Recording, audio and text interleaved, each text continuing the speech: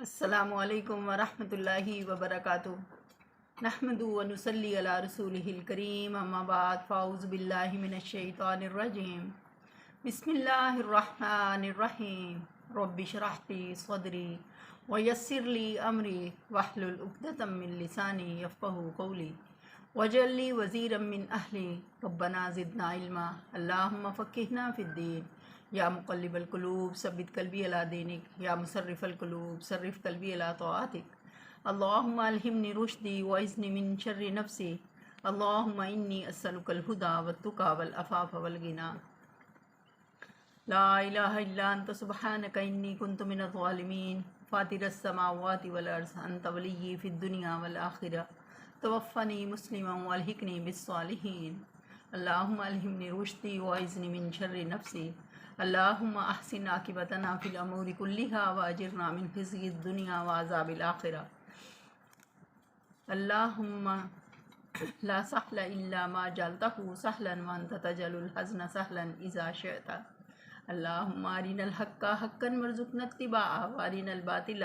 باطلا وارزقنا اجتنابه اللہم بارک لنا فی اوقاتنا رب ارحمہما کما ربیانی صغیرا ربنا آتنا من لدنک رحمۃ وہیئ لنا من امرنا رشدا۔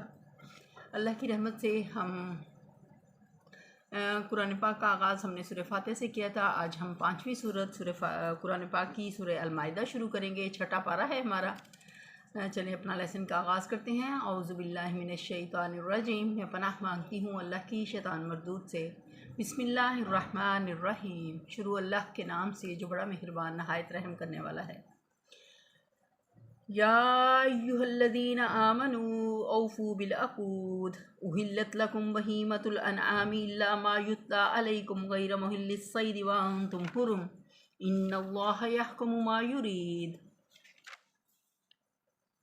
اے لوگو جو ایمان لائے ہو، بندشوں کی پوری پابندی کرو۔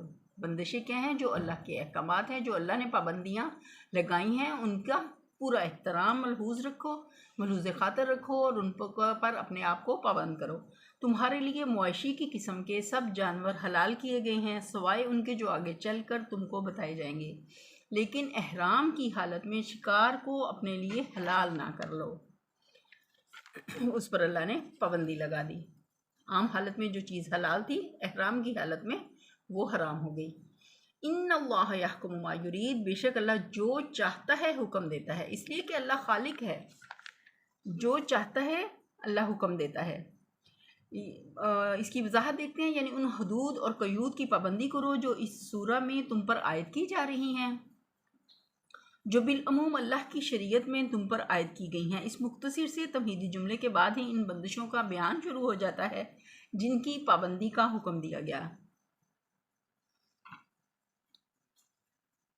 انعام مویشی کا لفظ عربی زبان میں اونٹ، گائے، بھیڑ اور بکری پر بولا جاتا ہے، اور بہیمہ کا اطلاق ہر چرنے والے چوپائے پر ہوتا ہے۔ اگر اللہ تعالیٰ نے یہ فرمایا ہوتا کہ انعام تمہارے لیے حلال کیے گئے تو اس سے صرف وہی چار جانور حلال ہوتے جنہیں عربی میں انعام کہتے ہیں، لیکن حکم ان الفاظ میں دیا گیا کہ مویشی کی قسم کے چرند چوپائے تم پر حلال کیے گئے۔ کیسی اللہ کی رحمت ہے! اس سے حکم وسیع ہو جاتا ہے، اور وہ سب چرندہ جانور جو اس کے دائرے میں آ جاتے ہیں جو مویشی کی نوعیت کے ہوں، یعنی جو کچلیاں نہ رکھتے ہوں، حیوانی غذا کے بجائے نباتی غذا کھاتے ہوں، اور دوسری حیوانی خصوصیات میں انعام عرب سے مماثلت رکھتے ہوں۔ نیز اس سے اشارتاً یہ بھی بات واضح ہوتی ہے کہ وہ چوپائے جو مویشیوں کے برعکس کچلیاں رکھتے ہوں اور دوسرے جانوروں کو مار کر کھاتے ہوں، حلال نہیں ہیں۔ اسی اشارے کو نبی صلی اللہ علیہ وسلم نے واضح کر کے حدیث میں صاف حکم دے دیا کہ درندے حرام ہیں۔ اسی طرح حضور صلی اللہ علیہ وسلم نے ان پرندوں کو بھی حرام قرار دیا جن کے پنجے ہوتے ہیں اور جو دوسرے جانوروں کا شکار کر کے کھاتے ہیں یا مردار کھاتے ہیں، مردار خور ہوتے ہیں۔ ابن عباس کی روایت ہے کہ رسول اللہ صلی اللہ علیہ وسلم اور دوسرے متعدد صحابہ سے بھی اس کی تائید میں روایات منقول ہیں۔ پھر ہے احرام۔ احرام کیا ہے؟ اس فقیرانہ لباس کو کہتے ہیں جو زیارت کعبہ کے لیے پہنا جاتا ہے۔ کعبہ کے گرد کئی منزل کے فاصلے پر ایک حد مقرر کر دی گئی ہے جس سے آگے بڑھنے کی کسی زائر کو اجازت نہیں ہے۔ جب تک کہ وہ اپنا معمولی لباس اتار کر احرام کا لباس نہ پہن لے۔ اس لباس میں صرف ایک تہمت ہوتا ہے اور ایک چادر جو اوپر سے اڑی جاتی ہے۔ اسے احرام اس لیے کہتے ہیں کہ اسے باندھنے کے بعد آدمی پر بہت سی وہ چیزیں حرام ہو جاتی ہیں جو معمولی حالات میں حلال ہیں، مثلاً حجامت، خوشبو کا استعمال، ہر قسم کی زینت و آرائش اور قضاء و شہوت وغیرہ۔ انہی پابندیوں میں سے ایک یہ بھی ہے کہ کسی جاندار کو ہلاک نہ کیا جائے، نہ شکار کیا جائے، نہ کسی کو شکار کا پتہ دیا جائے۔ پھر یعنی اللہ تعالیٰ حاکم مطلق ہے، اسے پورا اختیار ہے کہ جو چاہے حکم دے۔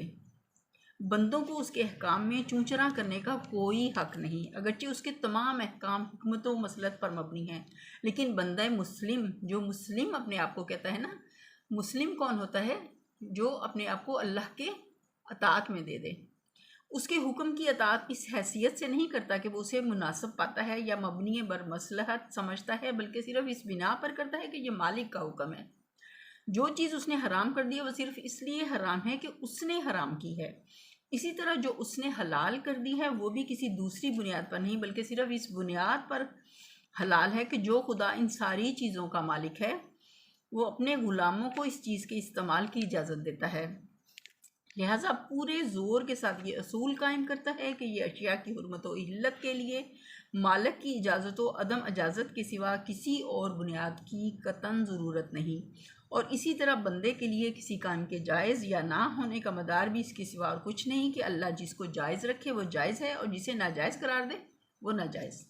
اگلی آیت دیکھتے ہیں، یا ایھا الذین آمنوا لا تحلوا شعائر اللہ ولا الشہر الحرام ولا الہدی ولا القلائد ولا آمین البیت الحرام یبتغون فضلا من ربہم ورضوانا وَإِذَا حَلَلْتُمْ فَاصْطَادُوا وَلَا يَجْرِمَنَّكُمْ شَنَآنُ قَوْمٍ أَن صَدُّوكُمْ عَنِ الْمَسْجِدِ الْحَرَامِ أَن تَعْتَدُوا وَتَعَاوَنُوا عَلَى الْبِرِّ وَالتَّقْوَىٰ وَلَا تَعَاوَنُوا عَلَى الْإِثْمِ وَالْعُدْوَانِ وَاتَّقُوا اللَّهَ إِنَّ اللَّهَ شَدِيدُ الْعِقَابِ۔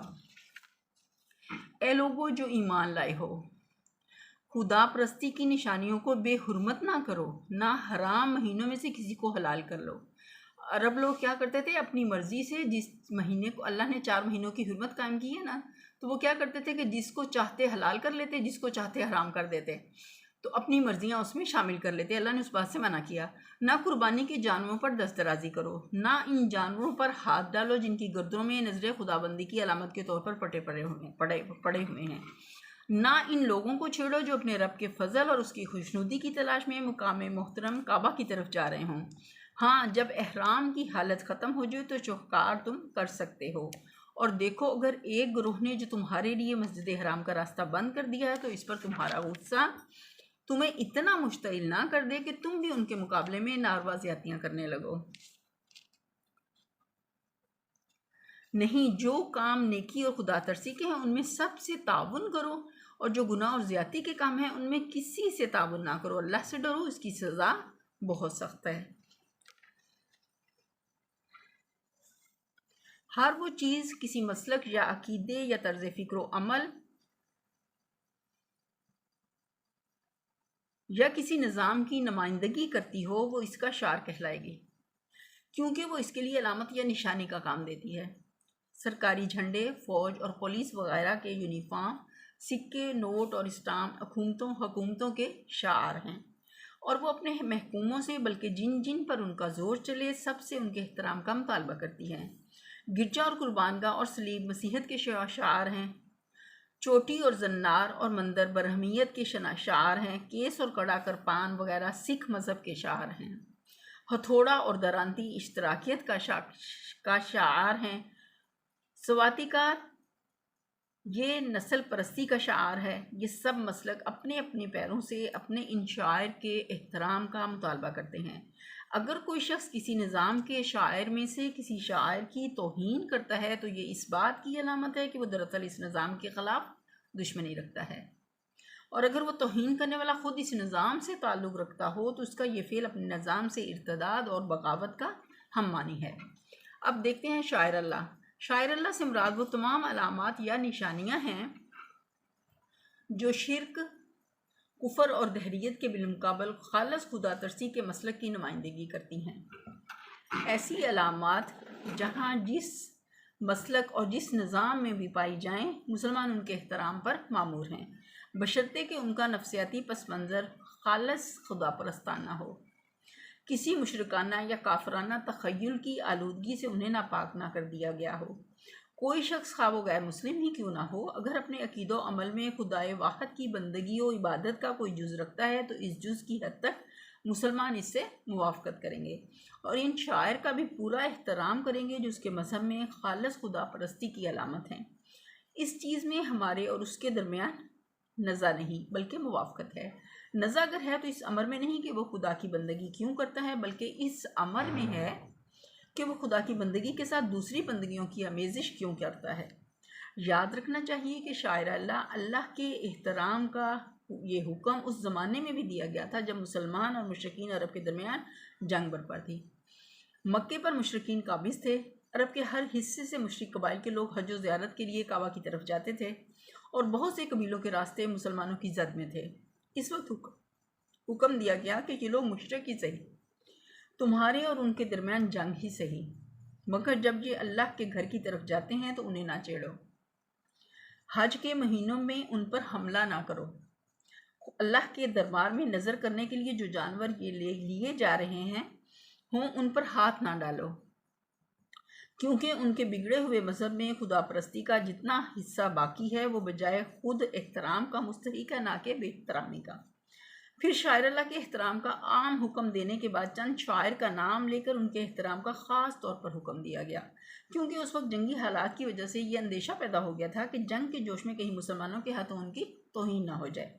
ان چند شاعر کو نام بنام بیان کرنے سے یہ مقصود نہیں ہے کہ صرف یہی احترام کے مستحق ہیں۔ احرام بھی من جملہ شعر اللہ ہے اور اس کی پابندیوں میں سے کسی پابندی کو توڑنا اس کی بے حرمتی کرنا ہے، اس لیے شاعر اللہ ہی کے سلسلے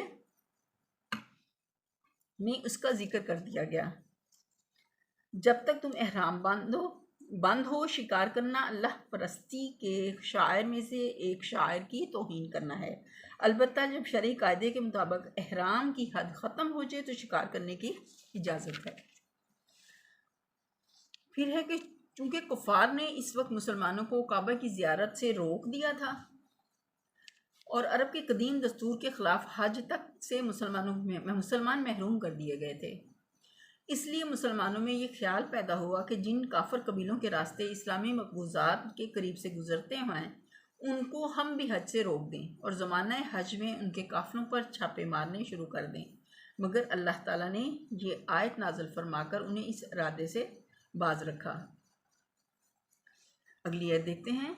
حرمت علیکم المیتۃ والدم ولحم الخنزیر وما اہل لغیر اللہ بہ والمنخنقۃ والموقوذۃ والمتردیۃ والنطیحۃ وما اکل السبع الا ما زکیتم وما ذبح علی النصب وان تستقسموا بالازلام ذالکم فسق اليوم یئس الذین کفروا من دینکم فلا تخشوہم واخشون اليوم اکملت لکم دینکم واتممت علیکم نعمتی ورضیت لکم الاسلام دینا فمن اضطر فی مخمصۃ غیر متجانف لإثم فإن اللہ غفور رحیم۔ تم پر حرام کر دیا گیا مردار خون، سور کا گوشت، کوئی جانور جو اللہ کے سوا کسی اور کے نام پر ذبح کیا گیا ہو اور جو گلا گھٹ کر یا چوٹ کھا کر یا بلندی سے گر کر یا ٹکر کھا کر مرا ہو یا جسے کسی درندے نے پھاڑا ہو سوائے اس کے جسے تم نے ذبح کر کے زندہ پا کر ذبح کر لیا، اور جو کسی آستانے پر ذبح کیا گیا ہو، نیز یہ بھی تمہارے لیے ناجائز ہے کہ پانسوں کے ذریعے سے اپنی قسمت معلوم کرو۔ یہ سب افعال فسق ہیں۔ آج کافروں کو تمہارے دین کی طرف سے پوری مایوسی ہو چکی ہے، لہٰذا تم ان سے ڈرو، بلکہ مجھ سے ڈرو۔ آج میں نے تمہارے لیے تمہارے دین کو مکمل کر دیا۔ دیکھیں کیسی بڑی رحمت ہے، اللہ کی نعمت ہے قرآن۔ اللہ تو ہماری نسلوں میں باقی رکھنا۔ ایک لمحے کے لیے سوچیں اگر ہمارے پاس قرآن نہ ہوتا تو ہم کیسے اندھیروں میں تھے۔ اور اپنی نعمت تم پر تمام کر دی اور تمہارے لیے اسلام کو تمہارے دین کی حیثیت سے قبول کر لیا ہے، لہٰذا حرام و حلال کی جو قیود تم پر عائد کر دی گئی ہیں ان کی پابندی کرو۔ البتہ جو شخص بھوک سے مجبور ہو کر ان میں سے کوئی چیز کھا لے بغیر اس کے کہ گناہ کی طرف اس کا میلان ہو تو بے شک اللہ معاف کرنے والا اور رحم فرمانے والا ہے۔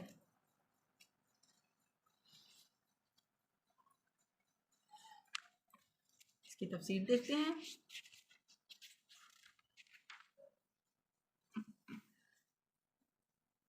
یعنی وہ جانور جو طبی موت مر گیا ہو وہ حرام ہے، یعنی جس کو ذبح کرتے وقت اللہ کے سوا کسی اور کا نام لیا گیا ہو، یا جس کو ذبح کرنے سے پہلے یہ نیت کی گئی ہو کہ یہ فلاں بزرگ یا فلاں دیوی یا دیوتا کی نظر ہے، وہ بھی حرام ہے۔ سورہ بقرہ میں بھی اس کا ذکر آتا ہے، وہاں سے بھی ہم دیکھ لیتے ہیں۔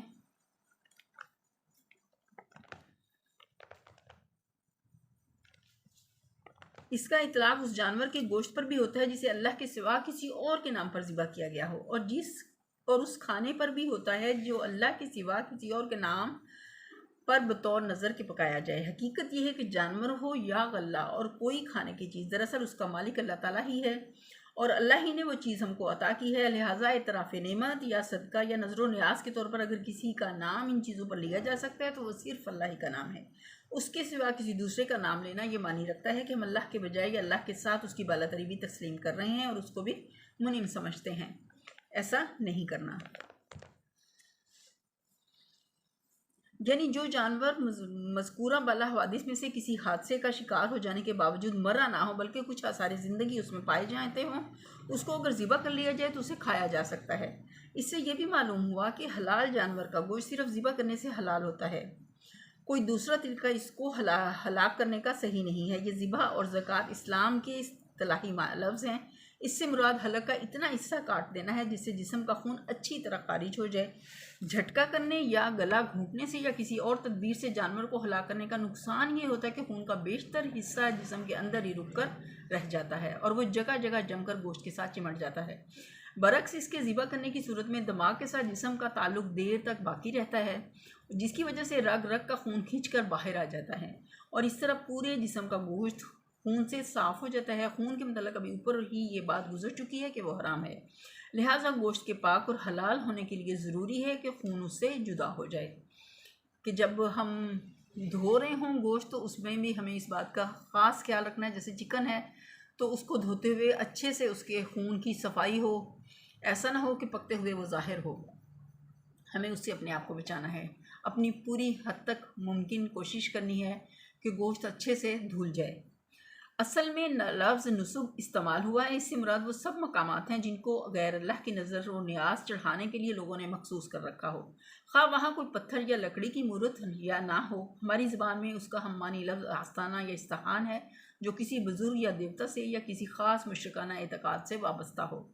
اس مقام پر یہ بات سمجھ لینی چاہیے کہ کھانے پینے کی چیزوں میں حرام و حلال کی جو قیود شریعت کی طرف سے عائد کی جاتی ہیں اس کی اصل بنیاد ان اشیاء کے طبی فوائد یا نقصانات نہیں ہوتے بلکہ ان کے اخلاقی فوائد و نقصانات ہوتے ہیں۔ جہاں تک طبعی امور کا تعلق ہے، اللہ تعالیٰ نے ان کو انسان کی اپنی سعی و جستجو اور کاوش و تحقیق پر چھوڑ دیا ہے۔ یہ دریافت کرنا انسان کا اپنا کام ہے کہ مادی اشیاء میں سے کیا چیزیں اس کے جسم کو غذائے صالح بہم پہنچانے والی ہیں اور کیا چیزیں اس کے لیے غیر مفید یا نقصان دہ ہیں۔ شریعت ان امور میں اس کی رہنمائی کی ذمہ داری اپنے سر نہیں لیتی۔ اگر یہ کام اس نے اپنے ذمے لیا ہوتا تو سب سے پہلے سنکیہ کو حرام کیا ہوتا، لیکن ہم دیکھتے ہیں کہ قرآن و حدیث میں اس کا یا ان دوسرے مفردات و مرکبات کا جو انسان کے لیے سخت مخلق ہیں سرے سے کوئی ذکر ہی نہیں ہے۔ شریعت غذا کے معاملے میں جس چیز پر روشنی ڈالتی ہے وہ دراصل اس کا یہ پہلو ہے کہ کس غذا کا انسان کے اخلاق پر کیا اثر ہوتا ہے اور کون سی غذائیں طہارت نفس کے لحاظ سے کیسی ہیں، اور غذا حاصل کرنے کے طریقوں میں سے کون سے طریقے اعتقادی و نظری حیثیت سے صحیح یا غلط ہیں۔ چونکہ اس کی تحقیق کرنا انسان کے بس میں نہیں ہے اور اسے دریافت کرنے کے ذرائع انسان کو میسر ہی نہیں ہے، اسی بنا پر انسان نے اکثر ان امور میں غلطیاں کی ہیں۔ اس لیے شریعت صرف انہی امور میں اس کی رہنمائی کرتی ہے جن چیزوں کو اس نے حرام کیا ہے۔ انہیں اس وجہ سے حرام کیا ہے کہ یا تو اخلاق پر ان کا برا اثر پڑتا ہے، یا وہ طہارت کے خلاف ہیں، یا ان کا تعلق کسی فاسد عقیدے سے ہے۔ برعکس اس کے جن چیزوں کو اس نے حلال کیا ہے ان کی علت کی وجہ یہ ہے کہ ان برائیوں میں سے کوئی برائی اپنے اندر نہیں رکھتی۔ سوال کیا جا سکتا ہے کہ اللہ نے ہم کو ان اشیاء کی حرمت کے وجوب کیوں نہ سمجھائے تاکہ ہمیں بصیرت حاصل ہوتی۔ اس کا جواب یہ ہے کہ اس کے وجوب کو سمجھنا ہمارے لیے ممکن نہیں۔ مثلا یہ بات کہ خون یا سور کے گوشت یا مردار کے کھانے سے ہماری اخلاقی صفات میں کیا خرابیاں رونما ہوتی ہیں، کس قدر اور کس طرح ہوتی ہیں، اس کی تحقیق ہم کسی طرح نہیں کر سکتے، کیونکہ اخلاق کو ناپنے اور تولنے کے ذرائع ہمیں حاصل نہیں۔ اگر بالفرض ان کے برے اثرات کو بیان کر بھی دیا جاتا تو شبہ کرنے والا تقریباً اسی مقام پر ہوتا جس مقام پر وہ اب ہے، کیونکہ وہ اس بیان کی صحت عدم صحت کو آخر کس چیز سے جانچتا۔ اسی لیے اللہ تعالیٰ نے حرام و حلال کی حدود کی پابندی کا انحصار ایمان پر رکھ دیا ہے۔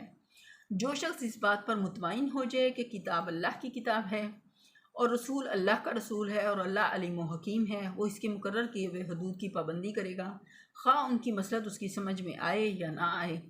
اور جو شخص اس بنیادی عقیدے پر ہی مطمئن نہ ہو، اس کے لیے اس کے سوا کوئی چارہ نہیں کہ جن چیزوں کی خرابیاں انسانی علم کے احاطے میں آ گئی ہیں صرف انہی سے پرہیز کرے، اور جن کی خرابیوں کا علمی احاطہ نہیں ہو سکا ہے ان کے نقصانات کا تختہ مشق بنتا رہے۔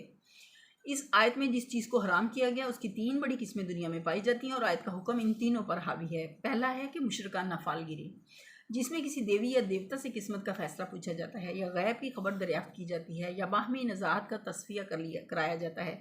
مشرکین مکہ نے اس غرض کے لیے کعبہ کے اندر حبل بت دیوتا کے بت کو مخصوص کر رکھا تھا۔ اس کے استحان میں 7 تیر رکھے ہوئے تھے جن پر مختلف الفاظ اور فکرے کندہ تھے۔ کسی کام کی کرنے یا نہ کرنے کا سوال، یا کھوئی ہوئی چیز کا پتہ پوچھنا ہو، یا خون کے مقدمے کا فیصلہ مطلوب ہو، غرض کوئی بھی کام ہو، اس کے لیے حبل کے پانسادار کے پاس پہنچ جاتے اور اس کا نذرانہ پیش کرتے اور حبل سے دعا مانگتے کہ ہمارے اس معاملے کا فیصلہ کر دے۔ پھر پانسادار ان تیروں کے ذریعے سے فال نکلتا اور جو تیر بھی فال میں نکل آتا اس پر لکھے ہوئے لفظ کو حبل کا فیصلہ سمجھا جاتا تھا۔ نمبر 2 تہم پرستانہ فالگیری، جس میں زندگی کے معاملات کا فیصلہ عقل و فکر سے کرنے کے بجائے کسی وہمی و خیالی چیز یا کسی اتفاقی شے کے ذریعے سے کیا جاتا، یا قسمت کا حال ایسے ذرائع سے معلوم کرنے کی کوشش کی جاتی جن کا وسیلہ علم غیب ہونا کسی علمی طریق سے ثابت نہیں ہے۔ رمل، نجوم، جفر، مختلف قسم کی شگون اور نشتر اور فالگیری کے بے شمار طریقے اس صنف میں داخل ہیں۔ نمبر 3 جوئے کی قسم کے وہ سارے کھیل اور کام جن میں اشیاء کی تقسیم کا مدار حقوق اور خدمات اور عقلی فیصلوں پر رکھنے کے بجائے محض کسی اتفاقی امر پر رکھ دیا جائے۔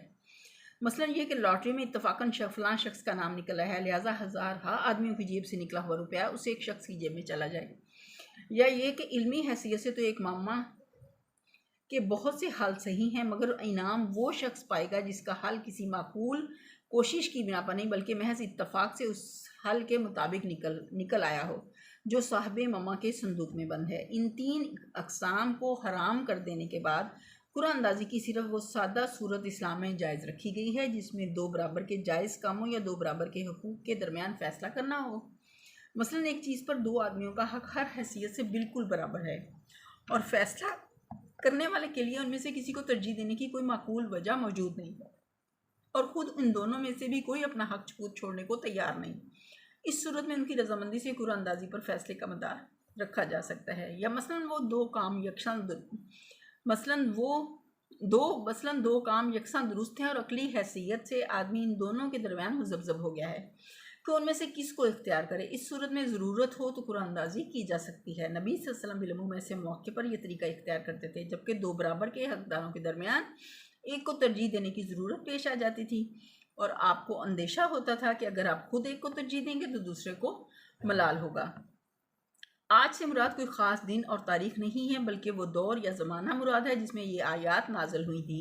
ہماری زبان میں بھی آج کا لفظ زمانہ حال کے لیے عام طور پر بولا جاتا ہے۔ کافروں کو تمہارے دین کی طرف سے مایوسی ہو چکی ہے۔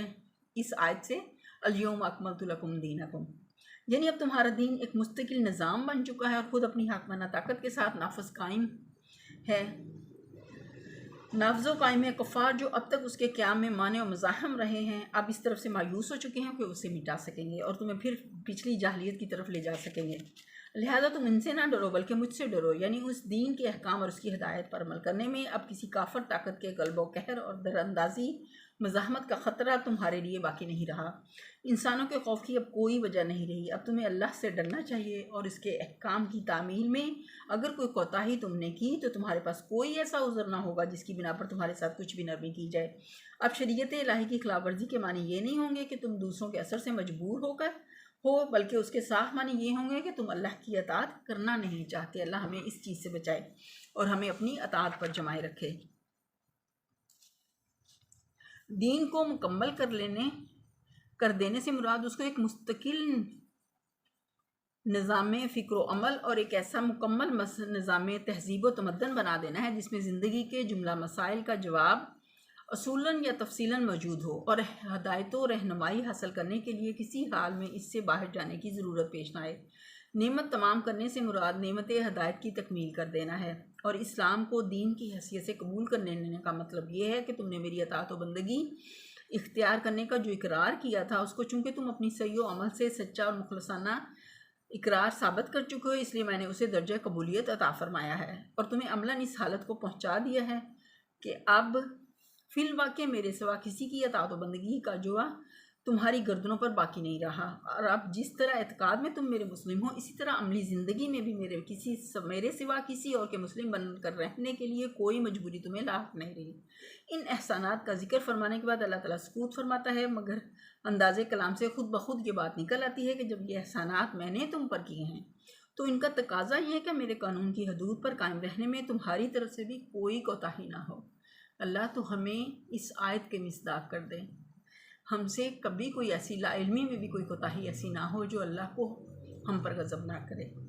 مستند روایات سے معلوم ہوتا ہے کہ یہ آیت حجت الوداع کے موقع پر 10 ہجری میں نازل ہوئی تھی، لیکن جس سلسلہ کلام میں یہ واقع ہوئی ہے وہ صلح حدیبیہ کے سے متصل زمانہ سن 6 ہجری کا ہے، اور سیاق کے عبارت میں دونوں فکرے کچھ ایسے پیوستہ نظر آتے ہیں کہ یہ گمان نہیں کیا جا سکتا کہ ابتدا میں یہ سلسلہ کلام ان فکروں کے بغیر نازل ہوا تھا اور بعد میں جب یہ نازل ہوئے تو انہیں یہاں لا کر نصب کر دیا گیا۔ میرا قیاس یہ ہے کہ یہ آیت اسی سیاق کلام میں نازل ہوئی تھی، اس لیے اس کی حقیقی اہمیت لوگ نہ سمجھ سکے۔ بعد میں جب تمام عرب مسخر ہو گیا اور اسلام کی طاقت اپنے شباب پر پہنچ گئی تو اللہ تعالیٰ نے دوبارہ یہ فکرے اپنے نبی پر نازل فرمائے اور ان کے اعلان کا حکم دیا۔ اور آگے ہم دیکھتے ہیں سورہ بقرہ میں اسی سے ریلیٹڈ آیت جو آئی ہے۔ اس آیت میں حرام چیز کے استعمال کرنے کی اجازت 3 شرطوں کے ساتھ دی گئی ہے۔ ایک یہ کہ واقعی مجبوری کی حالت ہو، مثلا بھوک یا پیاس سے جان پر بن گئی ہو یا بیماری کی وجہ سے جان کا خطرہ ہو، اور اس حالت میں حرام چیز کے سوا اور کوئی چیز میسر نہ ہو۔